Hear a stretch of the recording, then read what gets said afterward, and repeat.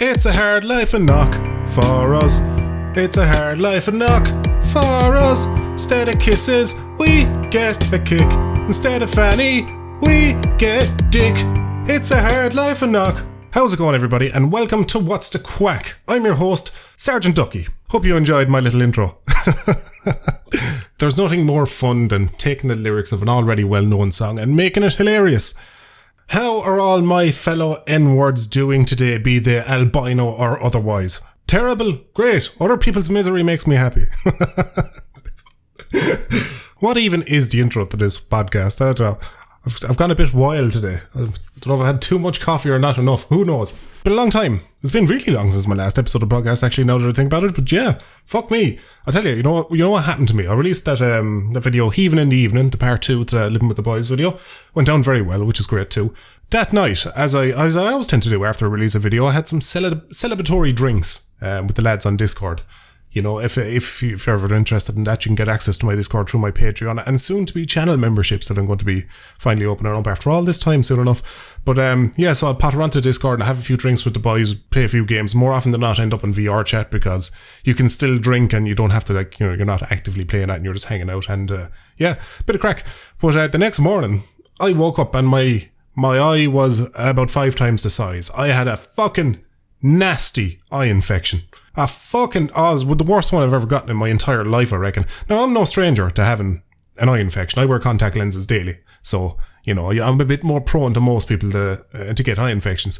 But normally they're what you call bacterial eye infections, where the eye infection only lasts a couple of days. Pink eyes is better known, which apparently you get that from dirty fingers or getting poo-poo in your eyeball, believe it or not, yeah. So I don't want to think into that too much because that's just weird.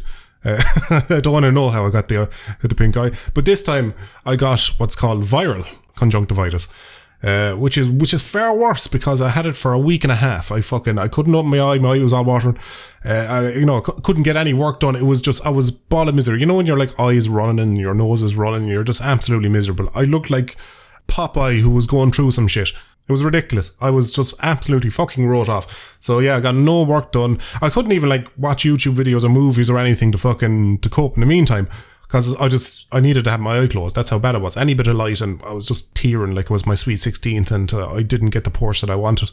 But what I started doing was I started listening to an audiobook. Good old sturdy reliable audiobooks, as you do. And the one I settled on was Stephen Fry's Mythos, which is all about kind of Greek myths and about the gods and stuff like that. And a fucking fantastic audiobook that was. I swear to God, Greek gods and the stories that surround them don't fuck about. Like there was one story, right? It kind of opens in this early story, but there's one story. And you have the god of the earth. She's riding the god of the sky. They're a bit of a couple out, Mammy and Daddy there. And they have a couple of kids, a couple of grand little mini gods or whatever you want to call them, and they they fuck off to the world, they do their own thing. And as the relationship goes on anyway, Daddy Sky and Mammy Earth, they get together again, and the old huckle buck, getting to hop on the good foot and do the bad thing. She ends up giving birth to a set of twins, and there are a couple of ugly fucking bastards, faces on them like a bag of spanners. You got one lad who's like 100 arms and another lad is 15 arses or something. They're ridiculous. They're hideous fucking children. Now, of course, Mammy Earth loves them because, women do. They're much more in tune with their emotions. Now, but Daddy Sky, on the other hand, wasn't none too fucking pleased. I'll tell you that. He looked at them and went, "Damn, are some ugly fucking kids there. Get them out of my sight, will ya?" And Mammy Earth was having none of this. She's like, no, these are good kids. And he's like, not fucking having it. Cast them down to the fucking bowels of the earth. Fuck these ugly bastards now. They're no fucking children of mine. Jesus Christ, what the fuck was it? Where'd they even come from? So Daddy Sky cast them down because, Daddy Sky was like the king of the earth. So he cast them down into the bowels of earth, never to be seen again. Now, Mammy Earth was a bit annoyed by this. She was rather put off by this whole thing. She's like, what a fucking bastard. So what she does is she goes to one of her elderly sons and say, "Listen, your father's been an absolute prick. So I want you to kill him," and hands him a big fucking Grim Reaper scythe and says, "Right, he's calling over tonight now and he's looking for a bit of fanny. So when he's on the job, I want you to jump out from behind the bushes and, fucking do him in." So the son was like, "Ah, yeah, fuck it, no bother." Off she trots anyway. That night, sure enough, old fucking Daddy Sky comes wandering down, dick swinging, and, mounts Mammy Earth. And he's fucking giving her socks, he's fucking 5 of his finest pumps, as you do. And sure, as he's doing that anyway, the son pop out of the bushes with the big sight and he's like, "Surprise, you fucking bastard," and then swipes and cuts off his fucking bollocks These fucking manberries, gone. Swipe, control alt fucking delete, gone. The son picks up the father's bollocks and fires him over the horizon, just poof, never to be seen again. And then basically told the father, I'm king now, and then beats the shit out of him and sends him flying as well. And that's where it ends. So you can't say it. The fucking Greek stories are not fucking badass. Jesus Christ. That shit's better than what you'd find on Netflix nowadays. It's fucking bonkers. But yeah, so I got really hooked into that. I was doing about 15 hours of it over the space of about 2 days, this audiobook, and it's fantastic. So if you're interested in that, I highly recommend it. Especially the audiobook, because the audiobook is read by Stephen Fry, and like, you know, he's one of them voices, like a Matthew McConaughey or Morgan Freeman, you know, it's just one of them voices you can listen to for hours on end. It's just, and he, you know, is very well narrated as well, so I highly recommend that. What else is going on in the fucking world? There was that volcano that's erupting in La Palma, is it? La Palma? Yeah, I think it's the Canary Islands that's erupting, and there's fears that will cause a huge landslide which will result in a huge tsunami that'll fucking wipe out half of America and other countries and stuff like that. So that's interesting. The reason why I find that particularly interested is because I'm pretty sure it's the Canaries it's on. And a couple of years ago, I was on holiday in Tenerife, which is one of those islands there. It's pretty nearby. I think they're all volcanic islands.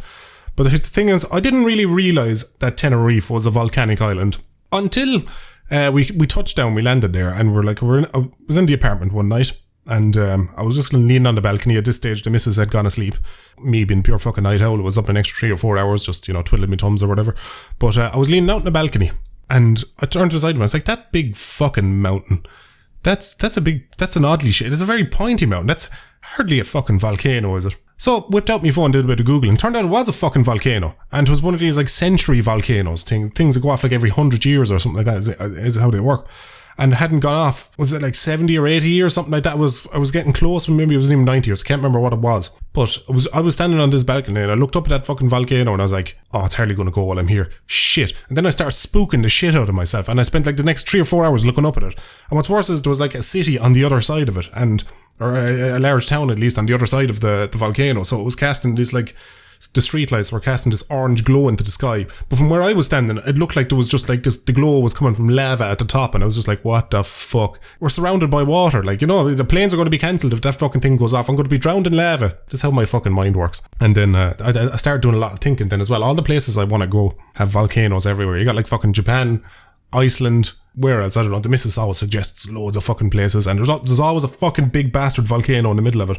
And I think having a fear of volcanoes is a rational fear, because the fuckers of Pompeii didn't have a fucking chance. They've like unearthed fossils of like a fella, and he died mid-wank.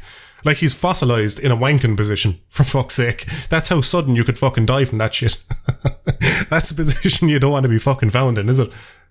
You're going for an old cheeky Tom Hank wank, you know? An old cheeky Bob Ross toss, as you do. Oh, dear God. I've started off this podcast with way more energy than what I was expecting. I've surprised myself and frightened myself with the energy, because I did my morning workout and I was fucking absolutely flatlined, exhausted after it. But coffee fixes all things. What else? Yeah, I had a fucking weird dream last night. Like, not like weird as in like, you know, something bizarre happened in it. It was the opposite.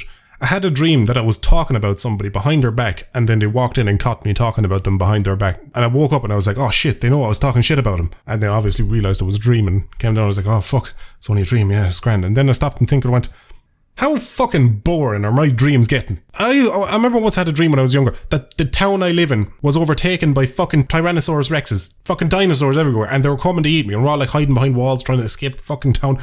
All this mad shit. I had a dream that, there's another dinosaur related one, but I had a dream I was racing Fred Flintstone in the Grand Nationals and we're both riding horses. I've had dreams where I've gotten off with the finest bitches. I have dreams where I've become a millionaire and I'm just fucking lost the fucking plot. I've had lucid dreams where I become a fucking maniac and just start murdering all around me.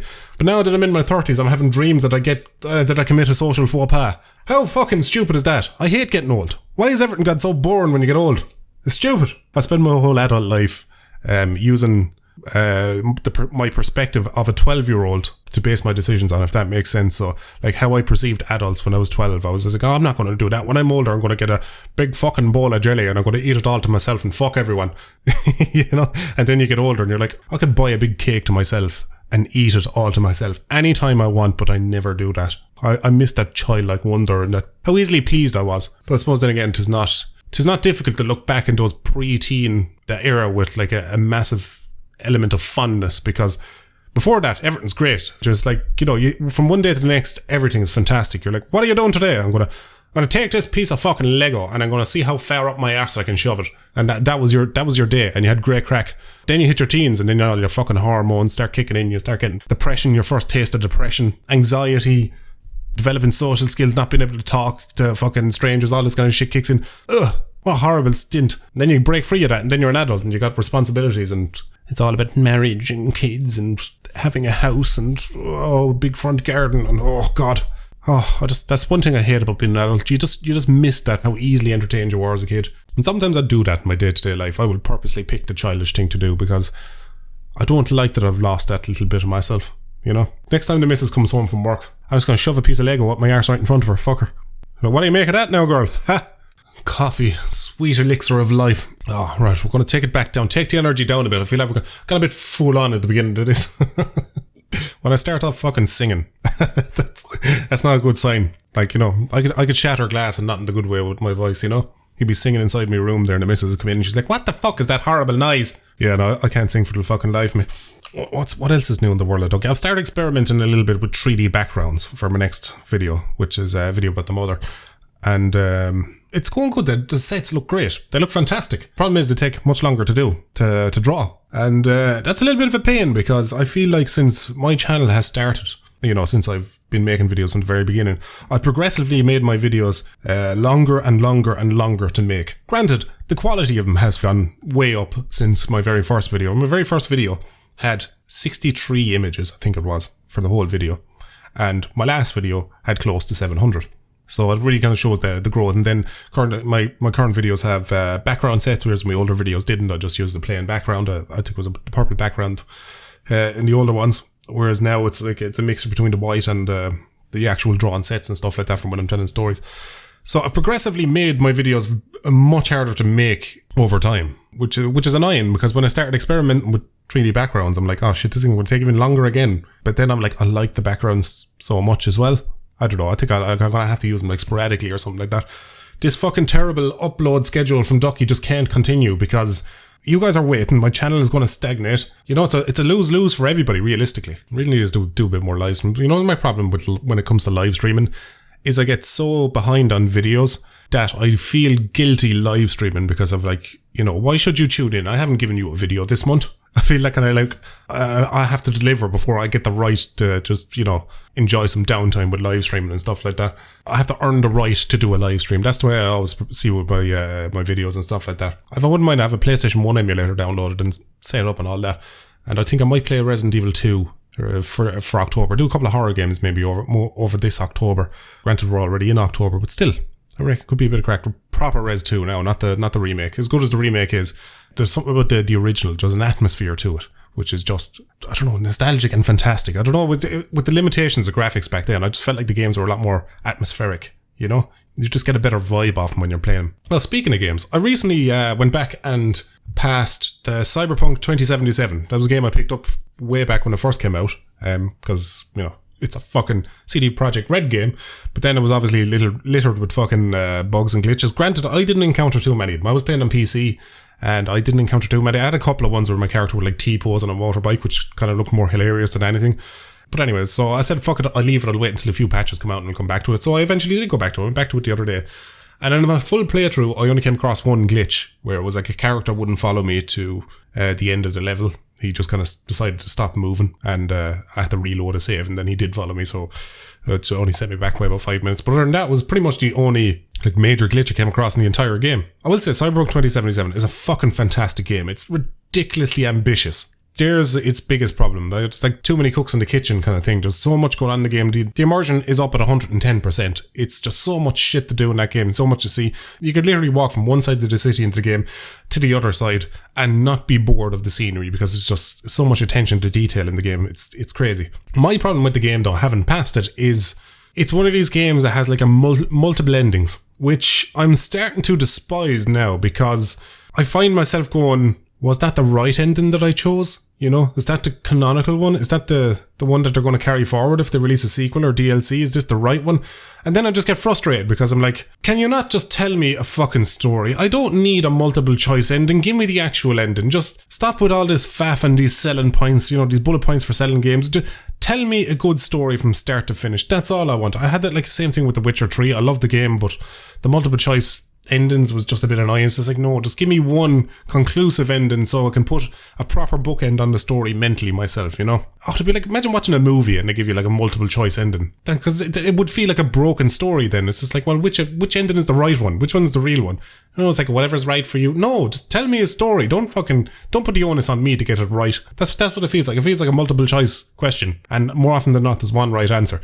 It's like that new Mass Effect game that's going to be coming out, or at least it's been announced anyway. The original trilogy had what? It was 3 different, maybe 4 different endings to it. But they're obviously going to only pick one ending for the continuation now, which would make the other endings in the game completely fucking pointless. That means they're the wrong endings now, which that kind of thing annoys the shit out of me. Tell me a fucking story. I'm giving out. As I so often do. See, Facebook, Instagram and WhatsApp went down the other day, which was fantastic. Could have done with a heads up, mind you, because myself and the missus always message on WhatsApp, so that was a bit of a pain. The messages weren't delivering, but, you know, nothing that couldn't have been remedied. But, my God, the world needed a break from those, at least, you know, Instagram and Facebook. It needed a break from them for a while, because fuck me, they can be a bit much, you know? When you get a break away from things, you realise, you know, I needed that fucking break. I think everybody needs a break from social media every now and again, because, how would I describe it? Is that, you know, when you get that feeling like the world is going down the shitter and it's progressively getting worse as the years roll on, you know, and you think back, you're like, oh, back in the 2010s it wasn't as bad as this, or the noughties it wasn't as bad as this, or the 90s it wasn't as bad as this. But the problem is, I think it has always been as bad as this. You know, if anything, it probably was worse at certain times. But nowadays, the biggest problem is all the apps on your phone are funneling the world's most horrific bad news down your throat at a constant fucking rate. You can't go on fucking Twitter because there's hashtags trending and all the bad news of the world, and somebody did this and cancelled that bastard and this, that and the other, and it's fucking rampant there. Facebook is full of fucking conspiracy theories and nutjob ants who nothing better to be doing with their time but drink a bottle of a wine and talk about how aliens have taken over the housing market and how big tech are actually a figment of our imagination and just live as the sound that comes from an electrical box, and that's all there is. You know, that kind of fucking horseshit. You can't go on Instagram because then there's celebrities posting, you know, fucking Myanmar this and Hong Kong that, and you know, they're all fucking, it's everywhere. It's rampant. It's everywhere. Fucking YouTube's the same with their news and their trending and all this shit. You can't get away from it. You can't take a breather. It's always just in your fucking face. Look how horrible the world is and consume it. Get it in your fucking face. The world is shit. The world is fucking, get the fuck shoved down your fucking throat. So it's nice to take a break from it. Now, I'm as guilty as anybody from fucking browsing my phone. Sure, fucking my whole job is based around the internet. I can't necessarily step away from it. But geez, when I'm off the clock, I'm off the fucking clock. I don't be checking Instagram and all that shit. Most of my fans will know from those from the Discord or whatever else. I rarely get back to anybody, and it's not because I don't want it. It's because I'm offline the vast majority of the day when I'm not working. So yeah, it's just nice to get away from that shit. But that's the problem nowadays. With all this shit being shoved down our throats, it feels like the world is getting worse. Nothing can happen in the world. Nobody can fart sideways without you finding out about it. You know, that's just how it is. Is it another fucking story actually from yesterday? It's such a non-fucking story where a girl decides to surprise her boyfriend in college, and she records it on the TikTok, and she walks in and he gets up and he's like a little bit awkward with her or whatever, and everyone's like, oh, he must have been cheating on her. He was sitting next to these girls on the couches and this, that and the other. How the fuck is that a story? How is that newsworthy? I have mad respect for Philip DeFranco, but why is he even fucking reporting that? There's a million and one other things in the fucking world you'd be doing. It's such a non-story. I got so annoyed when that story came out. I was like, oh, you fucking for real? You actually reporting on this bollocks? Now granted, he admits it's a non-fucking story, but then why do it? Why fucking do it? I'm sure he gets requests of people like, no, what do you think? What do you think? It's like, fucking come on. Not that I want more fucking bad news, but give priority to the fucking news that needs to be told, you know? Ugh. I've completely lost my train of thought. I got angry again. Right, but I think what I'm going to do, I'm going to pass it off to new segment. I haven't got a jingle for it. Might get a jingle, we'll see. But the segment's called What's Your Problem? And in this segment, I'm going to give you my opinion on some problems you've had that you sent my way, be it on a community post or through Twitter or Instagram or whatever it is. And I'm going to give you my 2 cents on whatever your problem is. One here from Thomas Jones. Ducky, you sexy legend. Thanks, lad. I have struggled with depression and a girl really helped me. We became close friends and then I realised I began to have feelings towards her. Oh, no, you don't be doing that, lad. Feelings are for ponces and ladymen. Feelings are for queers. Oh, God. I'm having too much fun with myself today. I told her, but she did not feel the same way. Oh, that's not fun. We still get on well and we'll always be there for each other, but we have started to drift. What would your advice or take on the situation be?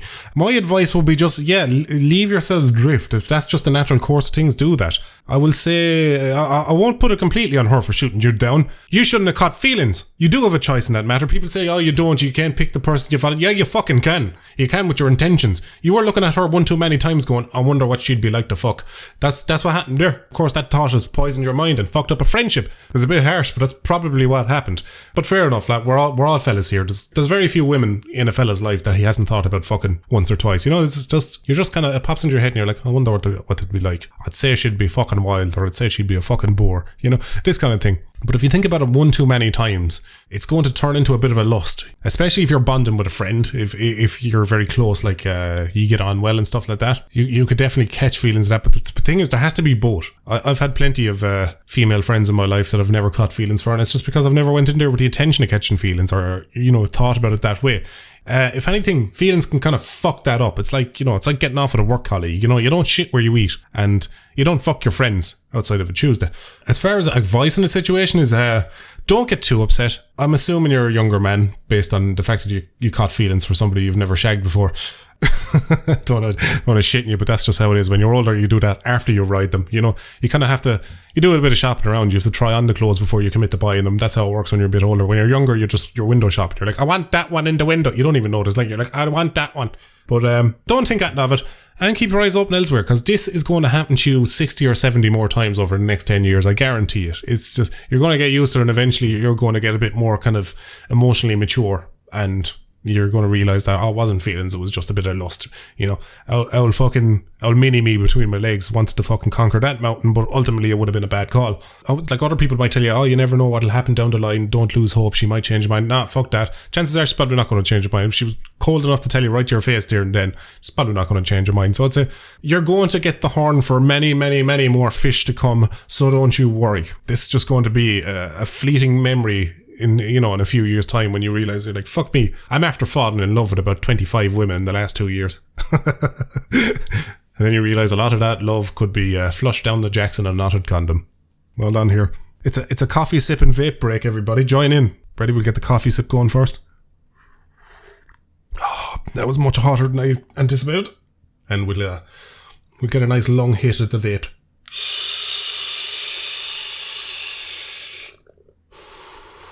Buffalo Soldier. Sorry. Every time I hit the vape, I throw a big fucking cloud. That song just pops into my head. I feel like I'm Bob Marley ripping a fat one. Right, we shall move on to another question, shall we? I got one here from a listener called Mosen.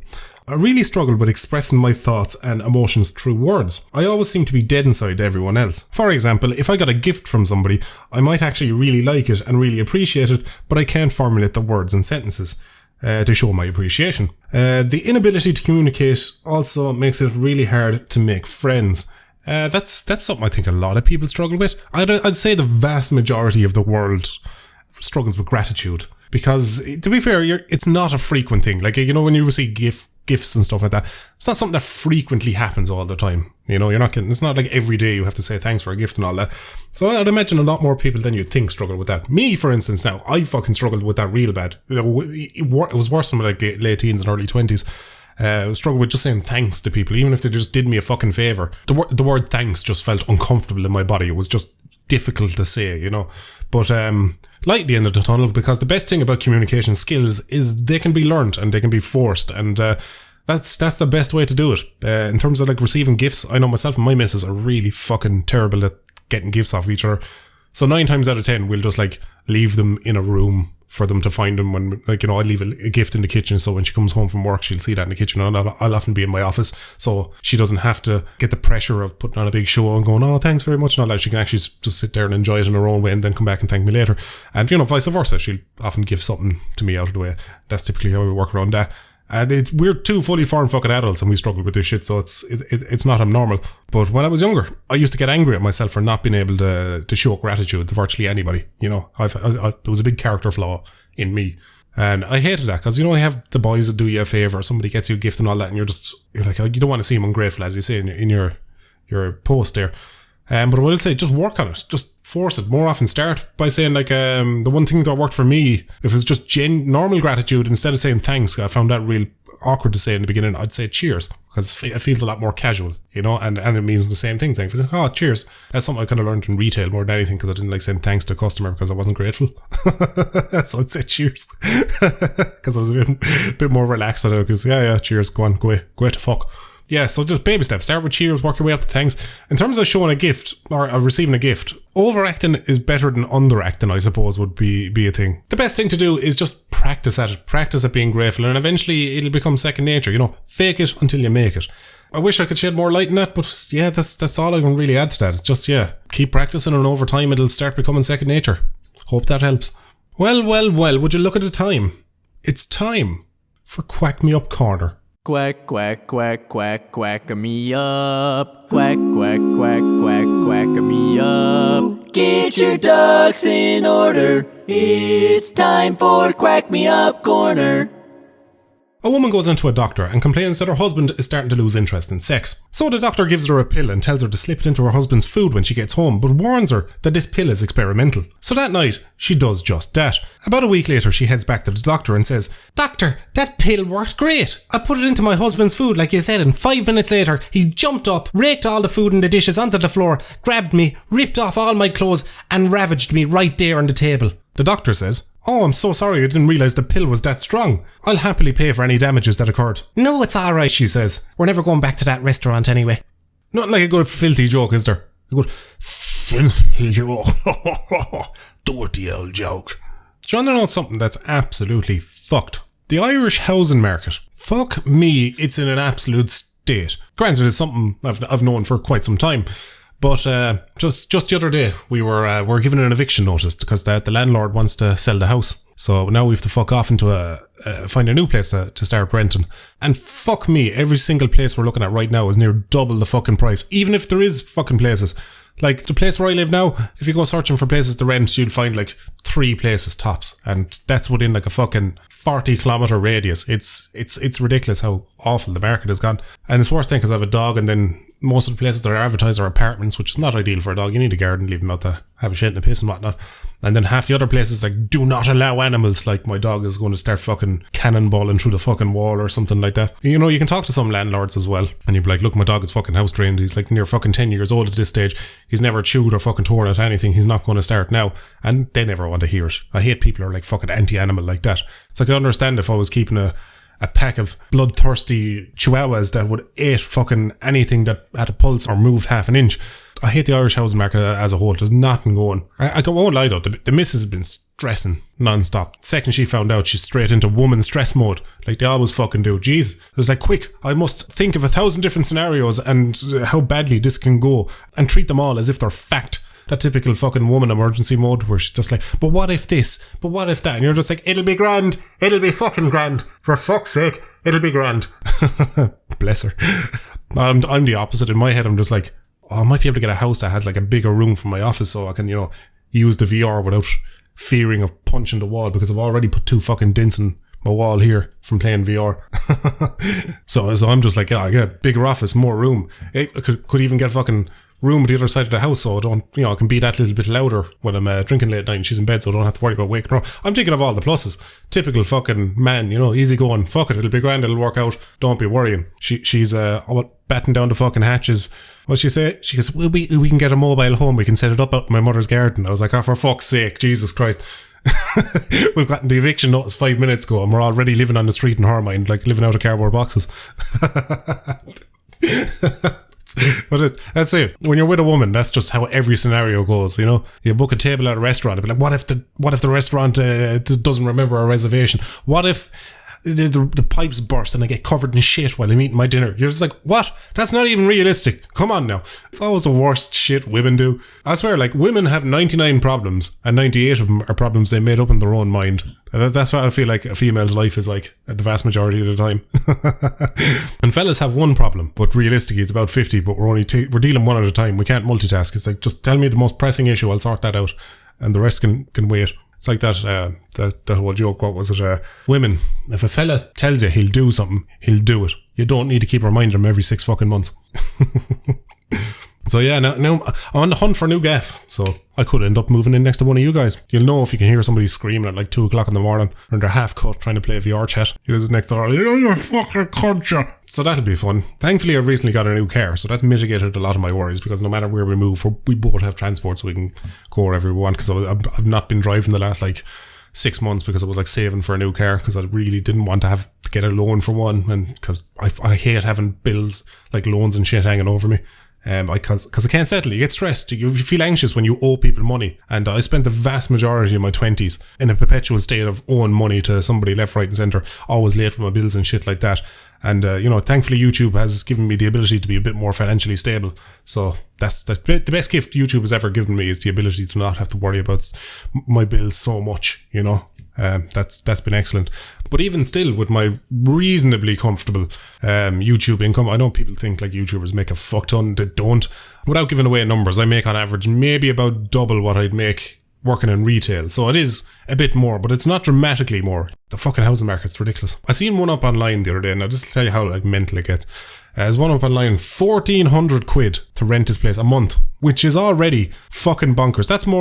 That's pretty much exactly what I was making in fucking retail in some of my jobs back in the day, about 1,400 quid a month. You wouldn't be able to fucking live and pay rent on that. And the second thing about it was, the house wasn't even furnished. Didn't even have a fucking couch in it. And you're like, where are you going asking for that amount of money? And it wasn't like some sort of flashy fucking big house. It was just a normal shitty fucking country house, had a bit of a front garden. That was about it. There was nothing special. Like, it was a house you'd imagine your aunt or uncle lives in. It's a house. If it could speak, it would just say one word. House. And they're asking for fucking bonkers money for somebody. It's crazy. And I hate dealing with fucking landlords as well. Because anything goes wrong, you feel guilty about it, even though you're paying them an exorbitant fucking fee every month. If you remember here before, our fridge broke and had to get onto the landlord. I feel like I'd wronged him by asking him to replace the fridge, Granted, he didn't complain, but you always feel that. And some landlords do. They kick up when they have to do anything with the house. And you're like, that's what I'm fucking paying you a substantial fee a month for. That covers everything.